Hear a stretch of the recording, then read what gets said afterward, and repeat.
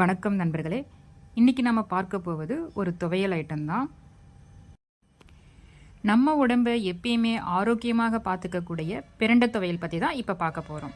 வாங்க வீடியோக்குள்ளே போகலாம். இதுதான் பிரண்டை. இது கொடி வகையை சார்ந்தது. எல்லா இடங்கள்லையுமே ரொம்ப ஈஸியாக இது வளர்ந்துடும். இது நம்ம வீட்டில் தொட்டியில் கூட வச்சுருக்கலாம். இது நம்ம எங்கள் வீட்டு தொட்டியில் இருந்து தான் நான் இதை எடுத்தேன். பிரண்டை செடியில் நிறைய வகை இருக்குது. சாதாரண பிரண்டை, சிவப்பு பிரண்டை, உருட்டு பிரண்டை, இது மாதிரி நிறையா இருக்குது. நாம் இப்போ பார்க்குறது தட்டை பிரண்டை. இதுதான் நமக்கு ஈஸியாக கிடைக்கும். நம்ம தமிழ் சித்தரில் போகர் இதை வைரத்துக்கு சமமாகவும் சொல்லியிருக்காங்க. அதனால தான் இதுக்கு பேர் வஜ்ரவல்லின்னு கூட ஒரு பேர் இருக்குது.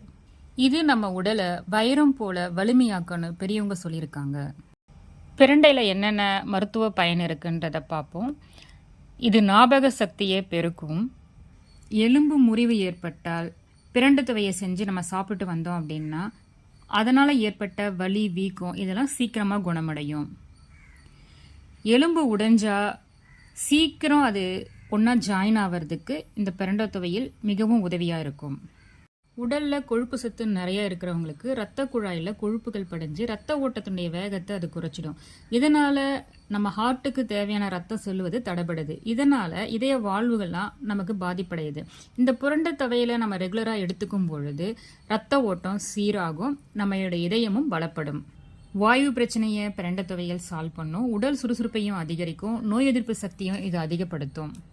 பிரண்டை ஒருவரது இரத்தத்தையும் சர்க்கரை அளவை கட்டுக்குள்ள வைத்துக்கொள்ள மிகவும் உதவுகிறது. ஆஸ்துமா பிரச்சனை இருக்கிறவங்க இந்த பிரண்டை துவையில அதிகமாக எடுத்துக்கும் போது அவங்களுக்கு கொஞ்சம் கொஞ்சமாக அது சரியாயிடும். இது ஈறுகளில் ஏற்பட பிரச்சனையையும் ஊழசதையும் குறைக்கும். இப்போ நம்ம பிரண்டை துவையில எப்படி செய்யறதுன்னு பார்ப்போம். தேவையான பொருட்கள்: பிரண்டை பொடியாக நறுக்கியது 1/2 கப், நீட்டு சிவப்பு மிளகாய் 8, புளி பெரிய நெல்லிக்காய் சைஸ், உப்பு தேவையான அளவு, நல்லெண்ணெய் 4 டீஸ்பூன், பூண்டு பெரிய சைஸ் 1. இப்போ இந்த பிரண்டையை நம்ம க்ளீன் பண்ண போகிறோம். இது நமைக்கிற தன்மை கொண்டது. பிரண்டையை நம்ம வாங்கும்போது பார்த்து வாங்கணும். பிஞ்சியாக இருந்தால் நம்ம வாங்கலாம். முத்தந்தாக இருந்தால் அதிகம் நமைக்கவும் செய்யும், சுவையும் அவ்வளோவா நல்லா இருக்காது. அதனால் நம்ம இளம் பிஞ்சியாக பார்த்து வாங்குறது ரொம்ப நல்லது. பிரண்டையை நம்ம க்ளீன் பண்ணுறதுக்கு 4 சைட்ஸில் இருக்கிற அந்த நாரெல்லாம் எடுத்துருவோம். கணுக்கு இருக்கிறதையும் நம்ம கட் பண்ணி போட்டுருவோம். அதுக்கப்புறம் இதை நம்ம சின்ன சின்ன பீசஸாக கட் பண்ணிடலாம். பிஞ்சு பிரண்டையாக இருந்ததுன்னா நம்ம அதை அப்படியே கூட கட் பண்ணி போட்டுக்கலாம். நம்ம க்ளீன் பண்ணி முடிச்சிட்ட உடனே நம்ம கையெல்லாம் கொஞ்சம் நமைக்கிற மாதிரி இருக்கும். அப்போ நம்ம மீடியமாக ஹாட்டாக இருக்கிற வாட்டரில் நம்ம கையை வச்சு எடுத்துகிட்டு அதுக்கப்புறம் நம்ம நார்மல் வாஷ் பண்ணிவிட்டு துடைச்சிட்டோம் அப்படின்னா அப்புறம் சரியாக போயிடும். இல்லைனா நீங்கள் க்ளீன் பண்ணும்போது க்ளவுஸோ இல்லை ஆயில் அப்ளை பண்ணிவிட்டும் க்ளீன் பண்ணலாம். காஞ்ச மிளகாய் 8 எடுத்திருக்கோம். இது காரம் கொஞ்சம் அதிகம், அதனால் நான் 8 எடுத்திருக்கேன். நீங்கள் உங்கள் காரத்துக்கு ஏற்ற மாதிரி கூட்டவோ குறைக்கவோ செஞ்சுக்கலாம். பூண்டு 1 உரித்து எடுத்து வச்சாச்சு. புளி கொஞ்சம் அதிகமாக சேர்த்துப்போம், அதனால் ஒரு பெரிய நெல்லிக்காய் சைஸ் எடுத்திருக்கோம். உங்களுக்கு புளி நீங்கள் கம்மியாக சேர்த்துப்பீங்க அப்படின்னா இன்னும் கொஞ்சம் புளி குறைச்சிக்கலாம். புளிக்கும் காரத்துக்கும் ஏற்ற மாதிரி தான் நமக்கு துவையல் அமையும். இது 2 கொஞ்சம் ஒரு சிட்டிக்கு அதிகமாக இருந்தால் தான் துவையல் நமக்கு சுவையாக வரும். பிரண்டையும் சின்ன சின்ன துண்டுகளாக க்ளீன் பண்ணி வச்சாச்சு. பிரண்டையை நம்ம வதக்கும் போது நல்லெண்ணெய் யூஸ் பண்ணி தான் வதக்கணும். கடாய் காஞ்ச பிறகு 2 ஸ்பூன் நல்லெண்ணெய் ஊற்றிப்போம். நல்லெண்ணெய் காஞ்ச உடனே ஒன்றா போட்டு வதக்கி எடுத்துக்கலாம். இப்போ நான் எல்லாத்தையும் ஒன்றாவே சேர்த்து வதக்குறேன்.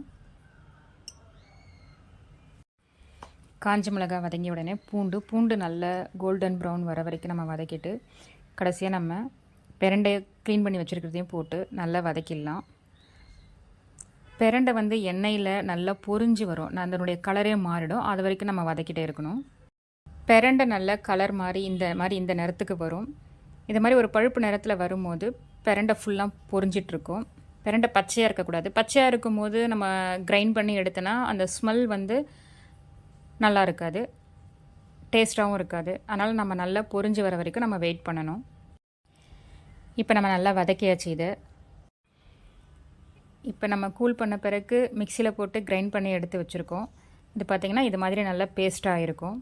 இப்போ இந்த பேஸ்ட்டை திரும்ப நம்ம ஒரு 2 டீஸ்பூன் நல்லெண்ணெய் போட்டு வதக்கி எடுத்துட்டோம் அப்படின்னா அது நம்ம ஒரு மாதம் வரைக்கும் கூட நம்ம அதை வச்சு சாப்பிட்லாம். இது வந்து எல்லா சாதத்துக்குமே ரொம்ப டேஸ்ட்டாக இருக்கும். ரசம் சாதம், தயிர் சாதம், சாம்பார் சாதம், இது இட்லி, தோசைக்கு எல்லாத்துக்குமே தொட்டுன்னு சாப்பிட்றதுக்கு ரொம்ப டேஸ்டியாக இருக்கும். நம்ம பேஸ்ட்டு ரெடி பண்ணி வச்சுருக்கிறத எடுத்து போட்டு நல்லா வதக்கிடணும். வதக்கிறதுக்கு திரும்ப ஒரு 5 மினிட்ஸ் நல்லா எண்ணெய் திரிஞ்சு வர வரைக்கும் நம்ம வதக்கிட்டோம் அப்படின்னா, இதை நம்ம டைட் கண்டெய்னரில் போட்டு வச்சுட்டோன்னா நமக்கு கெடாமல் ரொம்ப நாளைக்கு நல்லாயிருக்கும். இப்போ பார்த்தீங்கன்னா இது மாதிரி எண்ணெய் திரிஞ்சு வெளியே வந்திருக்கணும். இப்போ நம்ம அதை எடுத்துக்கலாம். இந்த கலர் தான் நமக்கு கரெக்டான பதம். இப்போ பிரண்டை துவையல் ரெடி. உங்களுக்கு இந்த பதிவு பிடிச்சிருந்தா லைக் பண்ணுங்கள். மற்றவங்களுக்கு சொல்லணும்னு நினச்சிங்கன்னா ஷேர் பண்ணுங்கள். கண்டினியூஸாக இதை மாதிரி நல்ல விஷயங்களை பார்க்கணுன்னு நினச்சிங்கன்னா சப்ஸ்கிரைப் பண்ணுங்கள். தேங்க்ஸ்.